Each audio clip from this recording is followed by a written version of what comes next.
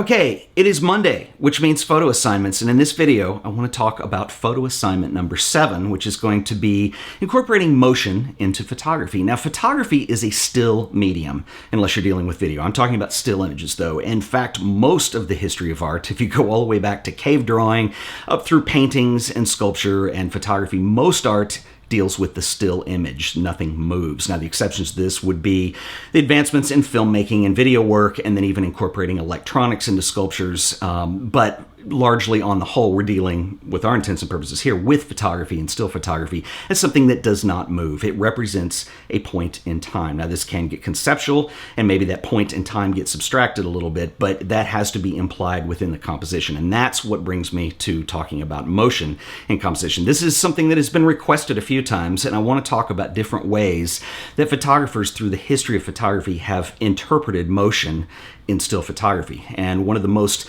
obvious examples of this is to use a slow shutter speed when you shoot. Now, I've seen people do this with pinhole cameras that are handheld, and everything blurs out and it really becomes abstracted, but it does create a sense of motion and drama and energy within the image. You could also take this a step further. You put your camera on a tripod, and anything that's not moving during that slow shutter speed will stay in focus, and then objects that are moving create a motion blur. This is most evident in a lot of famous photographs, particularly one of my favorite photographers, the work of Ernst Haas. He was one of the great colorists of our time, but also used motion as part of his composition in these beautiful pictures that he did of horses. There's one of a bullfighter, and that was kind of one of his things that he did, was using that slower shutter speed to start bringing that energy into the picture. Now, a slow shutter speed is not the only way to do this. That's more of a technical representation of motion, but this can also be done with faster shutter speeds as well, ironically, with fairly early photographers. And I think a great example of this would be Jacques-Henri Lartigue, who I've talked about extensively as well. And Jacques-Henri Lartigue, one of the hallmarks to his style was bringing the unexpected, that moment of energy into the image. There was action involved. They crossed the line between being fine art images and snapshots in that sense. And so the way he illustrated motion was through gesture. Now, he was very involved with sports and activities like that, and so a lot of times you see the gesture of skaters involved. One of my favorite pictures is this one, which is just the back of a person looking out over a pier, and you see the water splashing up. Now, the water is not really blurry. You can see the droplets, but what's interesting is if you've ever stood there and seen water splash, you know that it goes down. So it is implied moment of time with something that is caught in motion. And it's a very different approach to just slowing down the shutter speed. And there are other photographers that have done similar things, like Martin Munchausen, for instance, who I think was really fabulous at this. The motion is implied by the gesture or the action or the activity that's going on. And one of my favorite images is this sports image that blows my mind that Martin Munchausen took this using a handheld large format camera. So, I mean, he was really an incredible photographer, especially early on. Another photographer who was influenced greatly by both Lartigue and Munchausen was Richard Avedon, and he has interesting ways of illustrating motion in his work too. Sometimes it is with a motion blur, but other times that gesture, and I'm keep coming back to the gesture because I think that is probably one of the single most important things that can imply motion. And even the great Henri Cartier-Bresson implied it this way as well. In the famous picture of the bicycle is blurring, but it's not over accentuated. We see this as a leading line that's coming through a pretty complex composition in terms of geometry, but that motion is implied simply because we understand a bicycle and the motion that's involved. The motion blur that is here is certainly adding to that, but it is not dependent on that motion blur to create the action in that sequence. Also interesting are photographers who have approached motion from a scientific perspective, and a couple of these we've talked about recently. Edward Muybridge, who did photo sequences studying movement and motion of both humans and animals, would do multiple exposures. He had ways of tripping the camera to taking multiple pictures to study, so he was introducing that notion of time, and of course this led to later filmmaking and the whole idea of using multiple exposures that would be played back in sequence, but his were still images and they were studies of this.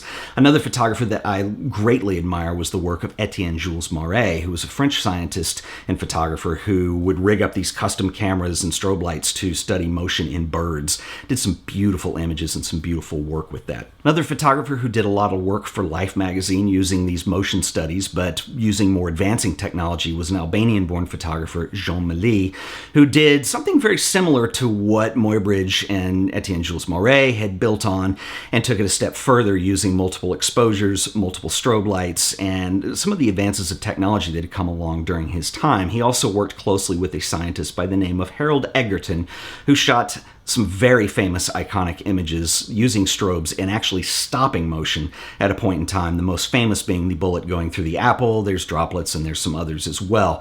But these were from a much more scientific perspective, and I think it's interesting to study these because these are very different ways and different techniques that you can use to imply motion within an image. We can use the actual motion blur, which certainly shows that something is moving. That's a tricky thing because at what point does it abstract beyond what we can recognize what is moving? Maybe that's the intent that we have, I don't know.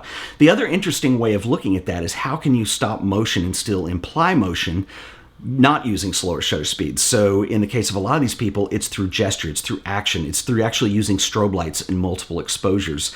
But I also want to challenge this notion too, and gesture is an important aspect of photography. In fact, I think it would be cool to do an entire photo assignment just on gesture, because one image can be interpreted two different ways completely, and I'll give you a case in point. This is a famous image, actually there's two of them here.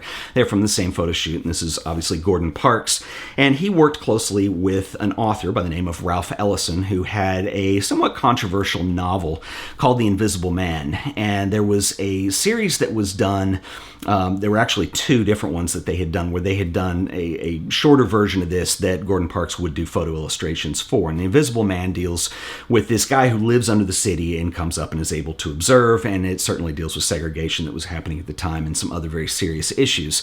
But this is a very famous photo that was set up of the Invisible Man emerging from the manhole. Now, on the contact sheet, there are actually many different pictures of this, and these two have become very famous. And in the one, you just see his head peeking up from the street, looking up.